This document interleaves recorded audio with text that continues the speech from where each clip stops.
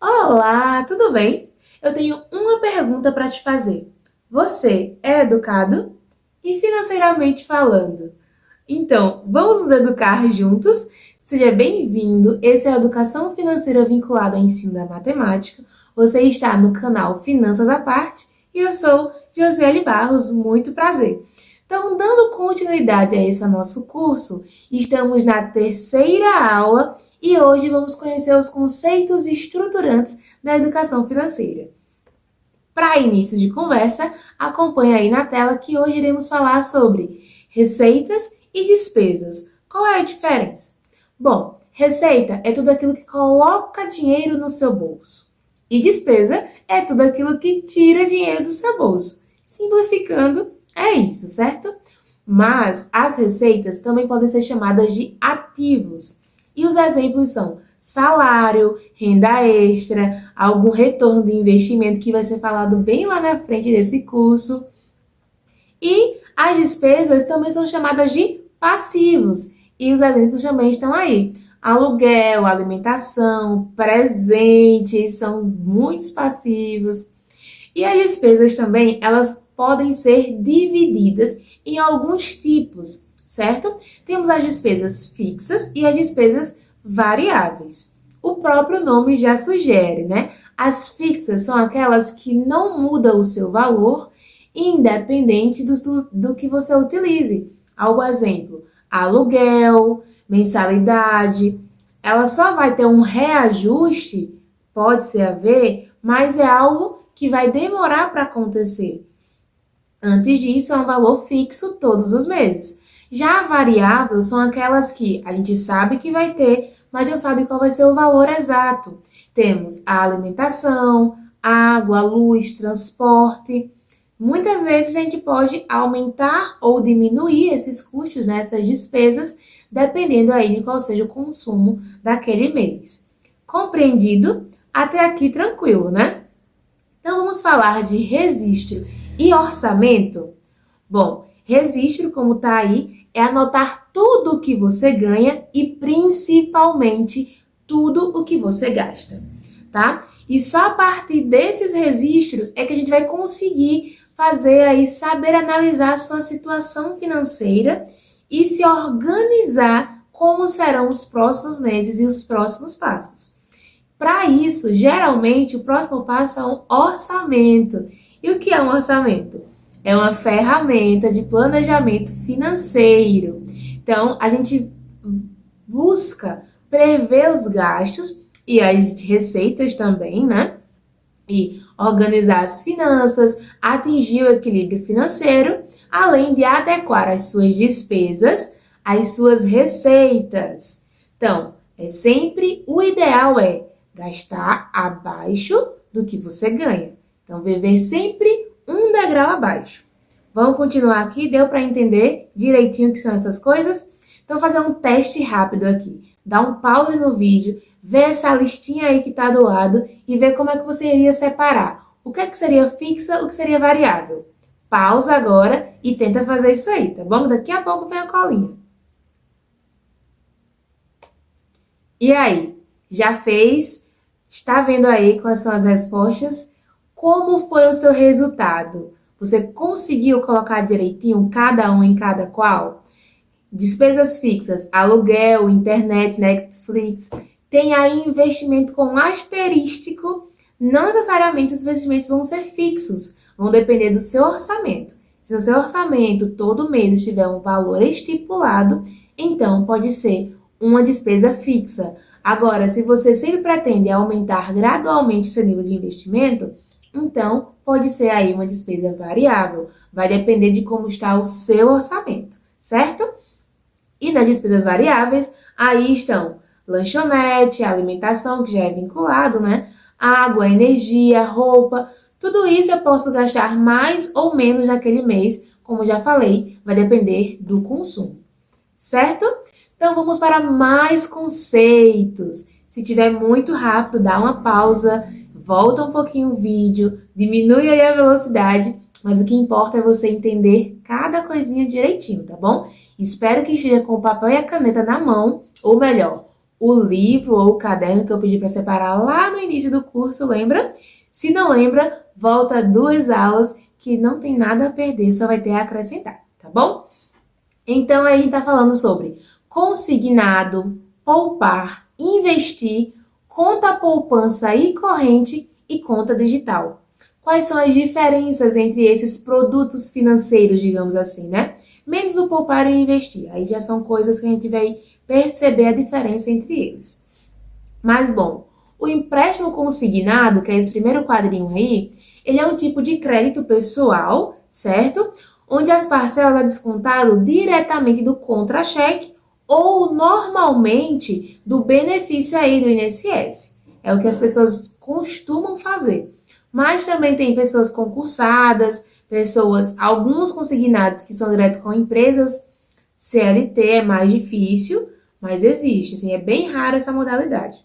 Mas consignado é quando você faz um empréstimo e ele é descontado diretamente da sua folha de pagamento, tá bom?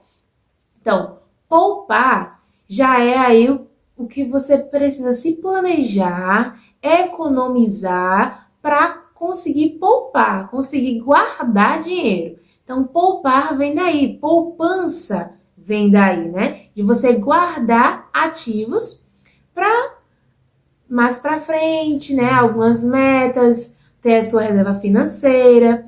Então, você vai economizar, tá? Então, poupança são economias, que é diferente de investir. Investir, você não está apenas guardando, você vai fazer com que o seu dinheiro trabalhe para você. Ao invés de pagar os juros, você vai receber os juros através do seu investimento, tá? Então, é quando você aplica o seu dinheiro e a partir daquela aplicação você vai receber algum retorno devido àquele dinheiro que está aplicado. Essa é a diferença entre poupar e investir. Poupar você só guarda, tem aquela quantia economizada. E investir, você vai estar multiplicando, você vai estar fazendo o seu dinheiro trabalhar para você, tá bom? Entendida a diferença entre consignado, que é um tipo de empréstimo, né? Que empréstimo é você tomar uma quantia para você, né? Necessariamente em um determinado prazo e ter que pagar esse valor depois, geralmente em parcelas. Esse é o empréstimo e o consignado é quando essas parcelas são retiradas diretamente do salário, da sua folha de pagamento, tá? E poupar e investir, a gente também já viu as diferenças. Conta poupança e corrente e conta digital.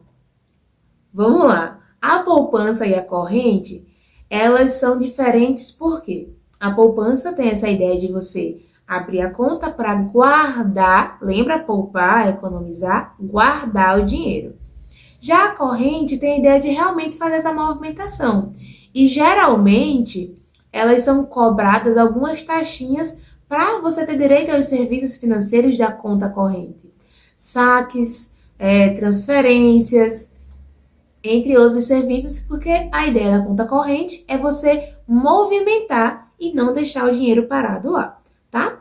E para conseguir abrir essa conta, você geralmente precisa ir em um banco físico, levar documento de identidade, CPF, comprovante de residência. Se for conta corrente, também precisa levar comprovante de renda e ter mais de 18 anos. Se você tiver menos de 18 anos, precisa ir acompanhado do seu pai, sua mãe, do responsável, melhor falando, né?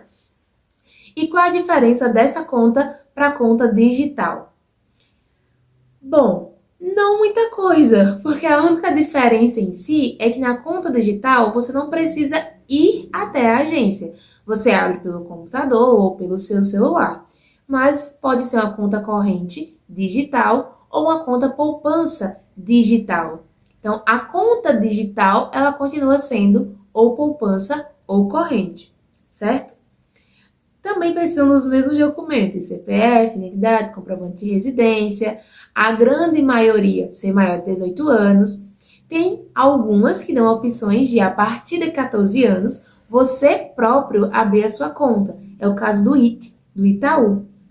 Eu estou sugerindo aqui, não é merchan, né? Nosso canal ainda não chegou nesse ponto, mas é porque é uma praticidade, é algo tão fácil questão de menos de 10 minutos você consegue abrir a sua conta digital e em questão de dias receber o seu cartão. Já para conseguir se organizar aí financeiramente e gerir seus valores, até porque nessa conta você consegue poupar, você consegue deixar lá o dinheiro, né, que você conseguir economizar, e ele vai rendendo, apesar de não ser um investimento, ele vai rendendo para você os juros aí do CDI, que se você não sabe, já tem vídeo aqui no canal, eu vou colocar o link aqui em cima para você dar uma olhadinha, tá bom? Então, continuando, eu falei que ia ser rápido, mas é tanto conceito para a gente ir aprendendo, mas não se preocupa, vai com calma, gente. Por partes, a gente chega lá, tá bom? Então, vamos falar um pouquinho de juros, que já foi citado aqui, né? Taxa de juros, o CET, né? Que é o custo efetivo total, porcentagem e amortização. Vamos lá. Juros é sempre o rendimento sobre algo. Eu posso pagar os juros quando eu estou pegando um empréstimo, ou eu posso receber juros quando eu estou emprestando, ou quando eu estou investindo, aplicando em algo, certo? Então, os juros é praticamente isso, a quantia aí que você vai receber quando você vai receber caso você empreste, né? E vai pagar caso você pegue emprestado, certo? A taxa de juros é justamente o que vai determinar qual o valor que você vai pagar ou qual o valor que você vai receber. Ele está bem ligado aí com a porcentagem. Então, como no nosso slide está falando, é quem indica o custo ou o rendimento como uma percentagem do valor do seu empréstimo ou do seu investimento. Então, já vamos descer aí e ver o que é porcentagem. Porcentagem é essa área da matemática que vai indicar uma taxa ou uma proporção que é calculada em relação ao número 100. Como assim? Tem um exemplo aí do lado, né? Então, um desconto consta aí de 5% de 80. Como é que calcula isso? Faço 5 vezes 80, né? 5% de 80. E o porcento não está relacionado a 100? Então, eu multipliquei por 5 e vou dividir por 100. Então, 5 vezes 80, 400. Dividido por 100, 4. Então, um desconto de 5% em R$ 80 é o equivalente a um desconto de R$ 4. Deu para entender aí um cálculo bem rápido, né? E isso tem um pouco a ver também com a amortização, porque a amortização é um processo de extinguir uma dívida, certo? Através do pagamento de uma parte ou do total dessa dívida, abatendo assim os juros e o saldo devedor. Então, essa taxa de juros, a porcentagem dos juros, ela vai ser abatida. Se eu tenho uma conta com 5% de juros, por exemplo, se eu for amortizar a conta, eu vou pagar sem os juros, porque eu não vou estar utilizando o tempo que eu falei que iria utilizar. Os juros, lembra? Eu pago pelo tempo que eu estou pegando esse dinheiro. Então, por isso que tem a taxa de juros. E a partir daí já vamos para outro ponto, que é o CET, o custo efetivo total. Como a gente tem uma taxa de juros mensal e até mesmo às vezes tem uma taxa de juros anual daquela operação ou uma taxa de juros contratual, geralmente tem taxa de juros para tudo. Esse CET, o custo efetivo total, ele vai indicar qual é o total de juros que eu estou pagando por aquela operação. Então, é muito importante, antes de contrair qualquer coisa, você saber qual é o total de juros que você vai pagar por aquele empréstimo, né? Por aquele valor obtido aí que você está pegando emprestado, certo? E aí, muita informação, né? Dá uma pausa, respira, vê se anotou tudo direitinho. Tá com alguma dúvida? Coloca aí no comentário que eu vou ter o prazer de te responder, tentar sempre buscar aqui sanar as suas dúvidas, tá bom? E já estamos aqui chegando ao finzinho da nossa aula e sempre terminamos nossa aula com é sua vez. Aqui eu tenho 3 sugestões para você fazer. A primeira é, deixe suas dúvidas nos comentários, como eu já acabei de falar. né? Se houver alguma dúvida no conceito citado ou até mesmo em outros conceitos que eu não citei aqui, mas que você sabe que existe e tem dúvida nele, coloca aí embaixo que eu vou te responder. 2. Bancarize-se. Abra a sua conta. Lembra? Falei do IT. A partir de 14 anos você consegue abrir. Se você já tiver 18 anos, você consegue abrir em qualquer outro banco digital ou até mesmo físico, tá bom? Lembra da lista de documentos: CPF, identidade, comprovante de residência.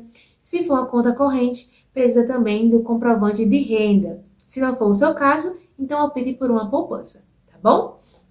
3. Converse com seus familiares, com seus amigos próximos. Pergunte se ele conhece esses conceitos que você aprendeu hoje. Explique a eles. Se alguém que você conhece tem um empréstimo, será que ele sabe o custo efetivo total desse empréstimo? Será que ele sabe também que ele pode amortizar, caso tenha um valor possível para isso? E assim abater dos juros da dívida? Fica bem melhor para ele, né? Paga um valor agora, diminui o tempo das prestações ou até mesmo o valor.